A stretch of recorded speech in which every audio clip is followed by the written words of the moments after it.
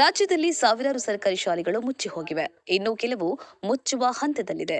ಇಂತಹ ಶಾಲೆಗಳು ಉಳಿಯಬೇಕು ಎಂಬ ಹಾದಿಯಲ್ಲಿ ಮಾಜಿ ರಾಜ್ಯ ಯುವ ಕಾಂಗ್ರೆಸ್ ಕಾರ್ಯದರ್ಶಿ ವಿವೇಕ್ ವಿ ಪಣತೊಟ್ಟು ಸರ್ಕಾರಿ ಶಾಲೆಗಳ ಉಳಿವಿಗೆ ಮುಂದಾಗಿದ್ದಾರೆ. ಸ್ವಂತಕ್ಕೆ ಸ್ವಲ್ಪ, ಸಮಾಜಕ್ಕೆ ಸರ್ವಸ್ವ ಎಂಬ ಮಾತಿನಂತೆ ತಮ್ಮದೇ ಗ್ರಾಮದಲ್ಲಿದ್ದ ಸರ್ಕಾರಿ ಶಾಲೆಯ ಅಭಿವೃದ್ಧಿಗೆ 20 ಲಕ್ಷ ರೂಪಾಯಿ ಸ್ವಂತ ಹಣವನ್ನ ಖರ್ಚು ಮಾಡಿ ಮಕ್ಕಳಿಗೆ ನೂತನ ಶಾಲಾ ಕೊಠಡಿಯನ್ನ ನಿರ್ಮಿಸಿಕೊಟ್ಟಿದ್ದಾರೆ. ಮಹದೇವಪುರ ಕ್ಷೇತ್ರದ ಕೋಡಿಗೆಹಳ್ಳಿ ಗ್ರಾಮದಲ್ಲಿದ್ದ ಸರ್ಕಾರಿ ಶಾಲೆಯಲ್ಲಿ ಮಕ್ಕಳ ದಾಖಲಾತಿ ಸಂಖ್ಯೆ ದಿನದಿಂದ ದಿನಕ್ಕೆ ಹೆಚ್ಚಾದ ಕಾರಣ ಕೊಠಡಿಗಳ ಸಮಸ್ಯೆ ನಿರ್ಮಾಣವಾಗಿತ್ತು.